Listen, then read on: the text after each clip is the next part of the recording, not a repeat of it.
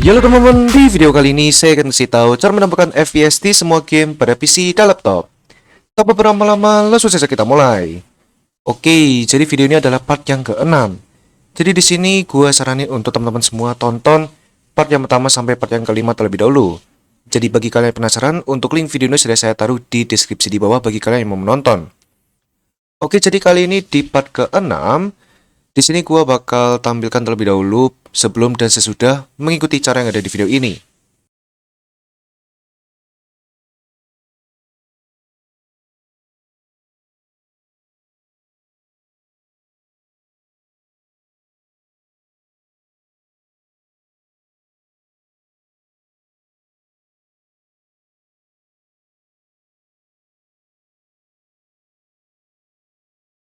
Oke, jadi sesuai dengan judulnya, di sini kita akan memakai satu utility, ya di mana utility ini sangatlah bagus dan gratis untuk kalian dapatkan. Entah itu mau di Windows 10 maupun di Windows 11. Jadi di sini kalian bisa langsung aja untuk klik link download utility-nya di deskripsi di bawah atau di deskripsi video. Jadi kalian bisa klik aja untuk link downloadnya berupa Google Drive. Nah, nanti kalian bakal langsung masuk ke halaman seperti ini. Nah, sesuai dengan judulnya, di sini kita akan memakai utility bernamakan EXM Free Tweaking Utility. Jadi mana untuk versinya sekarang sudah memakai versi 8.0. Jadi kita bisa download aja ini untuk utility-nya. Jadi kita bakal download.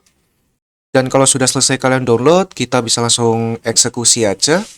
Jadi bisa diekstrak terlebih dahulu. Jadi gua bakal pindahkan ke desktop.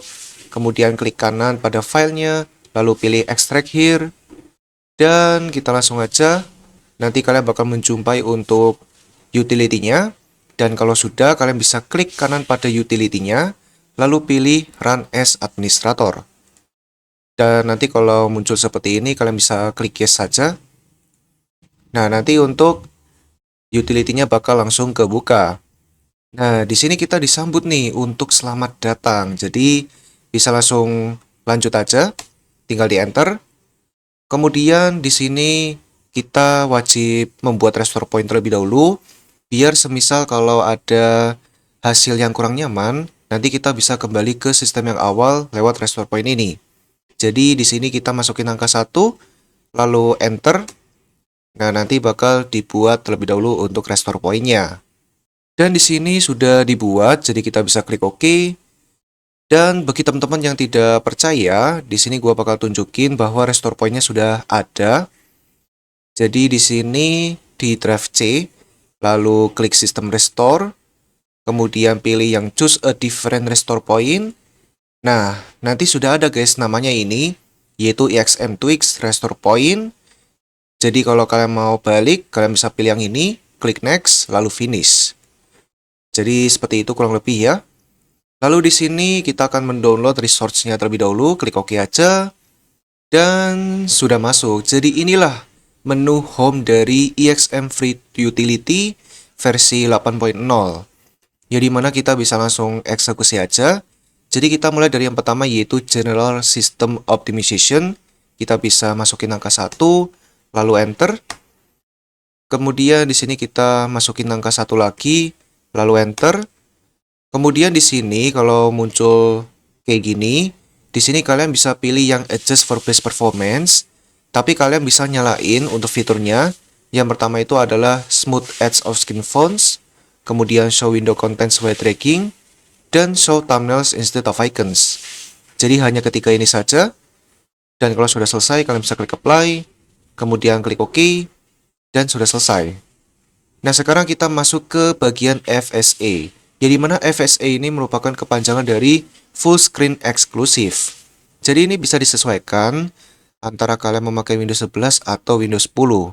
Jadi di sini gua akan pilih nomor 1 karena gua di sini memakai Windows 11. Jadi gua bakal masukin angka 1, lalu enter, dan sudah selesai. Kalau sudah, tinggal di enter lagi.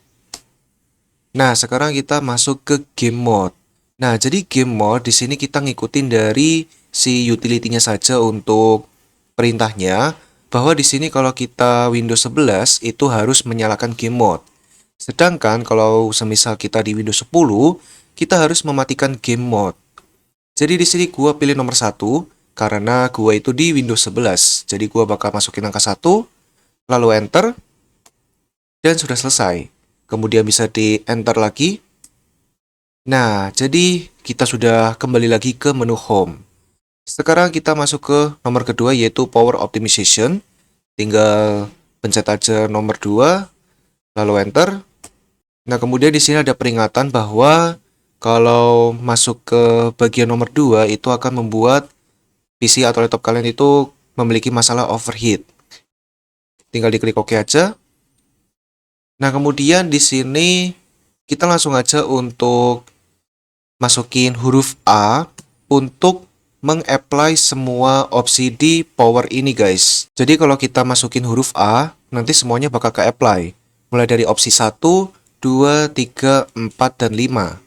Jadi kita masukin huruf A, lalu enter, dan nanti dia bakal berjalan dengan otomatis. Nah, kemudian di sini untuk power plan, kalian bisa langsung pilih yang EXM Free Power Plan V6. Kalian bisa langsung pilih aja. Kemudian kalau sudah, power plan-nya kalian bisa close atau tutup, lalu enter lagi. Kemudian biarkan berjalan. Nah, kemudian di sini ada Del Plans, ya dimana ini merupakan untuk penghapusan power plan.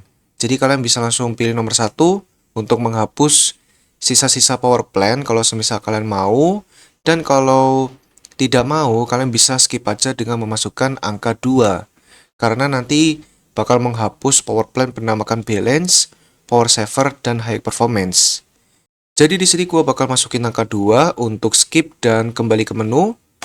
Tinggal di enter dan sudah selesai. Sekarang kita masuk ke nomor ketiga yaitu mouse and keyboard optimization. Nomor 3, kemudian enter. Nah, jadi kita masuk ke pengoptimalan mouse dan keyboard kita sendiri. Kita mulai dari yang pertama, lalu enter. Nah, nanti kalau sudah bisa di enter lagi. Kemudian kita masuk ke nomor yang kedua, yaitu berupa data queue size. Nah, jadi di sini untuk masalah kelas pada CPU kita masing-masing, di sini kita bisa buka Task Manager dulu. Jadi klik kanan pada taskbar, lalu pilih Task Manager. Kemudian di Task Manager, di sini kalian bisa pergi ke bagian atau menu Performance. Lalu kalian bisa lihat untuk CPU kalian. Jadi di sini untuk CPU gue itu memakai i5 atau i5, yang dimana kalau i5 itu masuknya ke mid-end atau angka 2. Jadi entah i5 generasi apapun, itu masuknya ke angka 2. Kemudian kalau untuk low end, itu masuknya ke i3 atau i3. Dan kalau high end, itu masuknya ke i7 dan juga i9. i7 atau i9, jadi kurang lebih seperti itu.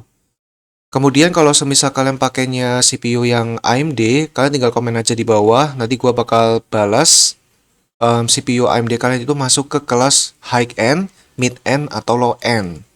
Contohnya semisal AMD Ryzen 5 generasi berapa gitu, nanti gua bakal balas. Di sini gua bakal pilih nomor 2, lalu enter, kemudian bisa enter lagi untuk kembali, dan sudah selesai. Kini kita masuk ke nomor keempat yaitu GPU Optimization, lalu tinggal di enter. Nah, sekarang kita masuk ke bagian pengoptimalan VGA atau GPU kita. Jadi mana di sini ada 3 opsi. Yang pertama itu khusus Nvidia, kedua AMD, dan yang ketiga adalah Intel. Nah, Intel yang dimaksud itu adalah seperti Intel Graphics HD, UHD, Intel Iris, dan masih banyak lagi. Di sini gue bakal pilih nomor 1, karena gue itu pakai Nvidia. Dan kalau kalian tidak tahu GPU apa yang kalian pakai, kembali ke Task Manager di bagian Performance, lalu pergi ke GPU. Nah, ini nanti kalian bakal ketahuan nih brand yang kalian pakai tuh merek apa. Kalau gua di sini Nvidia, jadi kita langsung aja nomor 1 kalau gua, lalu enter. Oke, sekarang kita masuk ke opsi GPU Hardware Acceleration. Jadi mana ini merupakan salah satu fitur yang ada di graphic settings. Jadi gua bakal tunjukkan, yaitu fiturnya ini guys. Hardware Accelerate GPU Scheduling atau singkatannya HAGS. Jadi mana kalau kita lihat di utility-nya, katanya itu lebih baik dimatikan atau di-off-kan. Tapi di sini untuk laptop gua itu cocoknya dinyalakan atau di-on-kan. Jadi di sini gua bakal pilih nomor 2, lalu enter, dan sudah selesai. Tapi kalian tidak ada salahnya mencoba untuk melakukan eksperimen. Apakah bagusan yang mati atau yang nyala? Dan kalau sudah, kalian bisa enter aja untuk kembali. Sekarang kita masuk ke nomor kelima, yaitu pengoptimalan CPU. Kemudian ini ada peringatan, bisa menyebabkan overheat, klik OK aja. Nah sekarang untuk CPU pastinya ada dua brand. Yang pertama AMD, dan yang kedua Intel. Jadi kalau bingung ya tinggal balik aja ke Task Manager, pergi ke Performance ya kan, lalu ke CPU dan udah deh ketemu brandnya. Dan di sini gua pakai Intel, jadi kita bisa langsung aja. Gua bakal pilih nomor 2 untuk Intel, lalu enter. Dan kini nanti bakal langsung berjalan terlebih dahulu. Dan kalau sudah selesai, kita langsung enter aja untuk kembali. Kemudian masuk ke nomor ke-6 untuk pengoptimalan USB. Kemudian masuk aja ke angka 1, lalu enter. Kemudian kalau sudah, bisa di-enter lagi untuk kembali. Lalu lanjut ke nomor ke-7 yaitu sistem deep load. Tinggal di-enter aja. Nah, jadi sistem deep load ini kita akan mendeep-load apa saja yang harus dihapus. Dan di sini ada catatan bahwa kalau ingin mengembalikan sesuatu, kita bisa melakukannya lewat kategori revert. Jadi revert itu yang huruf R. Oke, tinggal diklik OK aja. Nah, ini dia ya. Jadi ada beberapa hal yang dimana gue di sini pengen melakukan satu persatu karena ada mematikan Bluetooth. Karena di sini Bluetooth gua masih pakai. Jadi yang pertama ada disable game di VR and Xbox. Bisa matiin aja kalau kalian nggak pakai Xbox dan di VR. Kemudian disable telemetry nomor 2. Kemudian ada nomor 3, disable Bluetooth, gua bakal lewatkan langsung ke nomor 4. Disable printing dan maps kalau kalian tidak suka ngeprint. Lalu toggle mitigation nomor 5, kita bisa matiin. Jadi pilih nomor 1, lalu enter. Kemudian nomor 6 untuk mematikan diagnostik dan error reporting. Enter lagi. Kemudian nomor 7 di sini ada Microsoft Store. Nah, jadi yang nomor 7 ini kalian bisa matiin serta menyalakan kembali untuk Microsoft Store. Jadi kalau kalian nggak tahu, Microsoft Store itu yang ini guys, Microsoft Store. Jadi jujur gue di sini sama sekali nggak pakai ya, nggak pakai Microsoft Store. Jadi gue bakal pilih nomor 1 untuk mematikannya. Tinggal di enter. Kemudian nomor 8 disable Hyper-V. Oke, sudah selesai. Nomor 9 untuk mematikan startup apps. Nah, ini kita bakal membuka suatu autoruns, program autoruns. Jadi mana ini teman-teman bisa pergi aja ke menu logon atau logon yang ini. Nah, di logon di sini tinggal teman-teman pilih aja nih aplikasi mana yang startupnya ingin dimatikan. Jadi yang dimatiin itu yang nggak berguna ya, karena kalau yang berguna dimatiin nanti takutnya teman-teman nyari lagi. Jadi caranya tinggal dihilangkan aja untuk centangnya. Jadi di sini gua udah nggak ada sih yang mau dimatiin. Jadi kalau kalian juga sudah sama, kalian bisa tutup aja untuk autoruns-nya. Lalu enter lagi. Dan masuk ke nomor ke-10 yang terakhir yaitu Windows Update Blocker. Jadi Windows Update Blocker ini merupakan suatu program untuk mematikan Windows Update secara permanen. Tapi kalian juga bisa menyalakan kembali Windows Update melalui program yang satu ini. Jadi di sini ada Enable Updates untuk menyalakan Windows Update kembali dan juga ada mematikannya. Jadi di sini kalau kalian merasa keganggu dengan Windows Update, kalian bisa pilih yang Disable Updates, tapi untuk settingan protect-nya dicentang, oke? Dicentang. Kalau sudah, kalian bisa klik Apply Now. dan sudah selesai. Kalau ingin dinyalakan kembali, pilih yang enabled, lalu apply now, dan sudah selesai. Kemudian kalau sudah, kita bisa tutup aja, lalu enter. Nah, sekarang kita masuk ke nomor ke-8, yaitu pengoptimalan storage. Oke, kita mulai dari yang pertama, yaitu defragment. Jadi defragment ini tinggal dipilih semuanya aja, drive yang kalian punya, lalu klik optimize all. Dan kalau sudah, kalian bisa close, enter.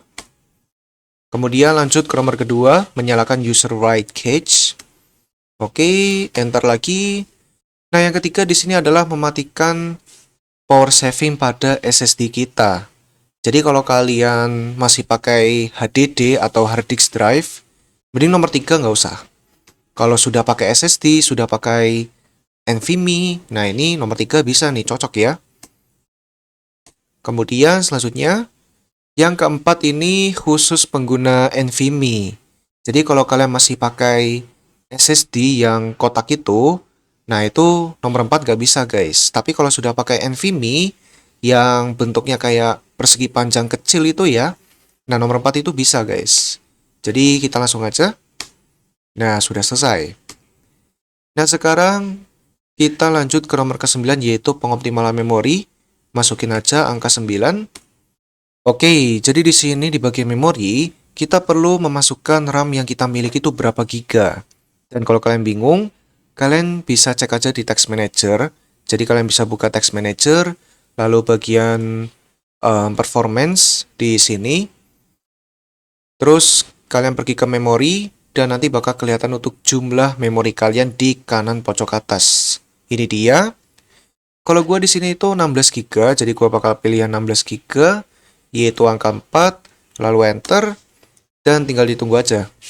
Kemudian bisa di enter. Nah, sekarang kita lanjut ke nomor ke-10 yaitu fix corrupted files, angka 10, lalu enter.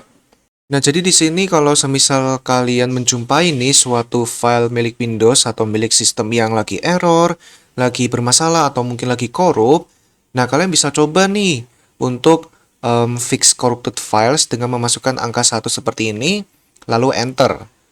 Nah, tapi di sini gua bakal skip aja atau lewatin, jadi gua bakal balik lagi ke menu utama atau home.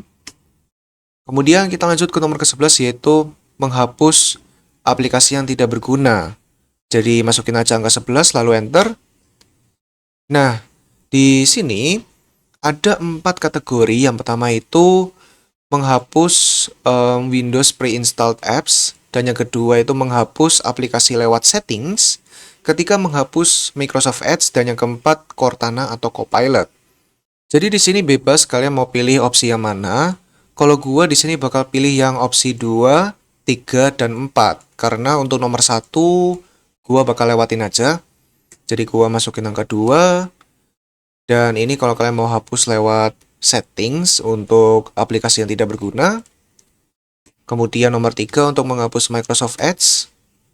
Nah, kita pilih nomor 1 untuk menghapus dan nomor 2 untuk menginstal kembali Microsoft Edge. Nomor 1 untuk menghapus, kemudian nomor 4 untuk menghapus Cortana atau Copilot. Oke, jika sudah selesai tinggal di enter aja. Nah, sekarang kita masuk ke nomor ke-12, yaitu PC Clean. Angka 12, enter. Lalu kita masuk ke nomor pertama, ada Clean Temporary Device Data. Tinggal di enter, dan tinggal ditunggu aja sampai selesai.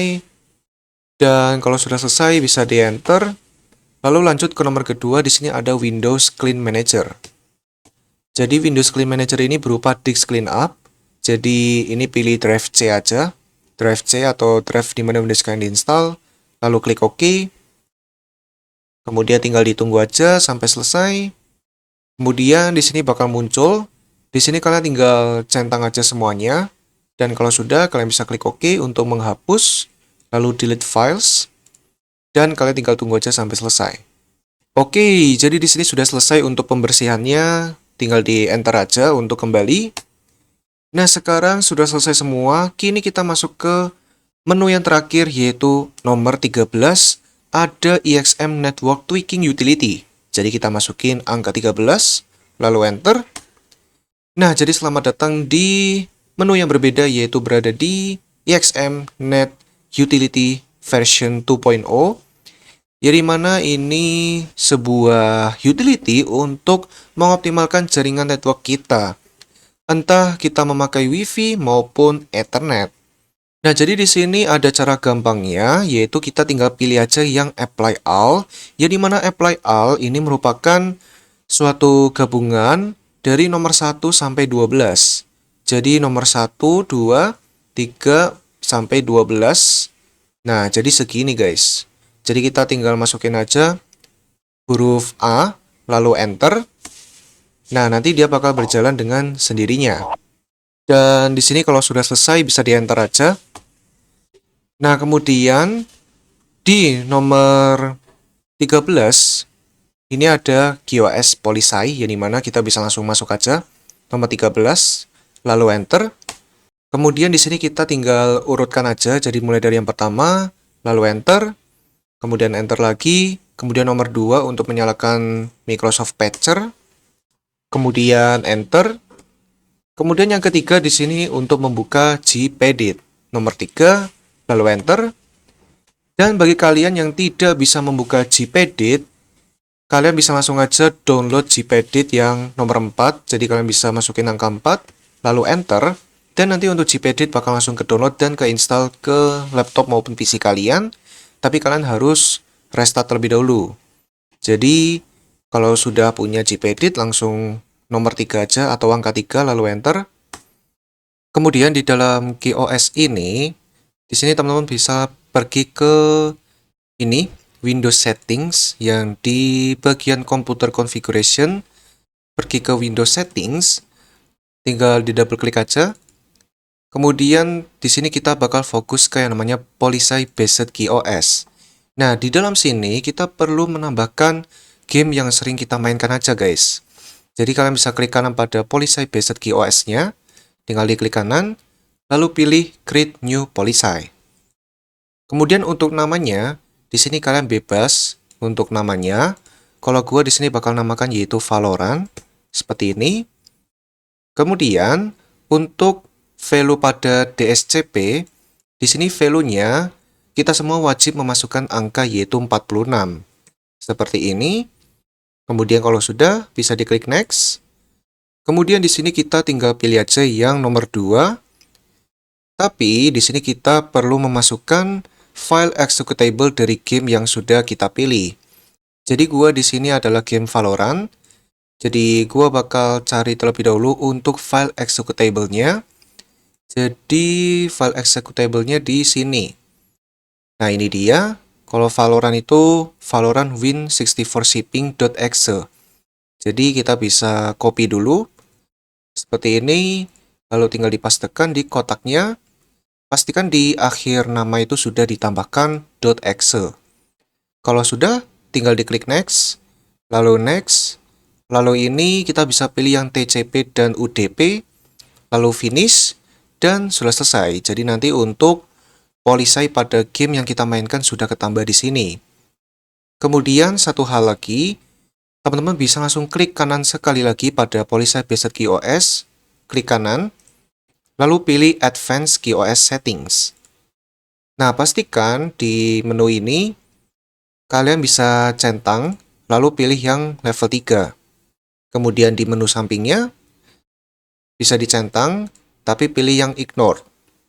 Dan kalau sudah seperti ini, kalian bisa klik aja OK, dan sudah selesai. Kemudian gPedit-nya kalian bisa tutup atau close, dan sudah selesai. Kalau sudah, kalian bisa enter aja. Kemudian bisa balik lagi aja ke menu, tinggal masukin huruf M, lalu enter. Kemudian kita bakal fokus ke nomor 14. Jadi 14 di sini ada Optimize NIC Settings. Jadi mana kalau kita masukin angka 14 lalu enter, di sini bakal ada peringatan bahwa yang opsi nomor 14 ini khusus untuk kita semua yang memakai Ethernet atau jaringan Ethernet. Kemudian kalau kita pengguna WiFi itu tinggal pencet aja huruf M. M seperti ini. karena ini khusus untuk pengguna Ethernet. Jadi kalau pengguna WiFi kayak gua, tinggal masukin aja huruf M, lalu Enter. Nah, sekarang kita lewatin aja guys kalau pengguna WiFi. Kalau pengguna Ethernet nomor 14 wajib. Sekarang nomor 15 ada toggle buffer bloat. Kita masukin angka 15 lalu enter. Nah, jadi buffer bloat di sini gua paling saranin yaitu angka 1. Jadi mana buffer bloat akan berkurang tapi akan menurunkan kecepatan network. Jadi mana ini sangat worth it karena kita ingin fokus yang namanya buffer bloat dibandingkan kecepatan network kita. Jadi buffer bloat itu bisa dibilang agak mengganggu meskipun kecepatan jaringan network kita itu sangatlah tinggi. Jadi contoh aja, kalau semisal buffer bloat kita juga tinggi, itu berarti kecepatan jaringan network kita itu akan naik turun meskipun sudah tinggi. Tapi kalau buffer bloat semakin berkurang, maka jaringan network kita untuk kecepatannya bakal semakin stabil. Meskipun kecepatannya akan juga ikut berkurang tapi stabil terus. Jadi di sini gua bakal masukin angka 1, lalu enter, dan sudah selesai. Kalau sudah kalian bisa enter, dan kini untuk utility-nya sudah selesai. Dan di sini ada sedikit info aja. Kalau semisal kalian mau ngembaliin seluruh settingan yang berada di EXM Net Utility ini, kalian bisa masukin aja huruf R, lalu enter, dan nanti bakal muncul untuk kategori reverting. Jadi mana ini akan mengembalikan seluruh settingan bawaan sistem kalian. Kalau semisal hasil dari utility ini tambah buruk atau kurang nyaman. Nah, jadi seperti itu. Kemudian kalau mau balik lagi ke utility yang sebelumnya, tinggal masukin aja huruf M, lalu enter. Nah, kemudian di sini kalian bisa masukin huruf F untuk fixes, yang dimana fixes ini kalian bisa mengembalikan seluruh pengaturan yang pengen kalian nyalain kembali. Contoh semisal menyalakan Bluetooth dan masih banyak lagi. Kemudian di sini ada kategori revert juga, jadi masukin huruf R. Ini untuk mengembalikan tiap kategori. Jadi semisal ada di kategori CPU, USB, dan masih banyak lagi. Nah, kalau sudah selesai, langkah terakhir kalian bisa close atau tutup untuk utility-nya, lalu restart PC atau laptop kalian ya, oke? Oke, jadi tentang cara menambahkan FPS di semua game website atau sampai sini dulu. Semoga video bermanfaat teman-teman. Jika bermanfaat, jangan lupa subscribe, like, dan share video ini. Terima kasih banyak kepada sudah subscribe sini, oke? Oke, video sampai sini dulu. Tunggu next video ya. Dadah!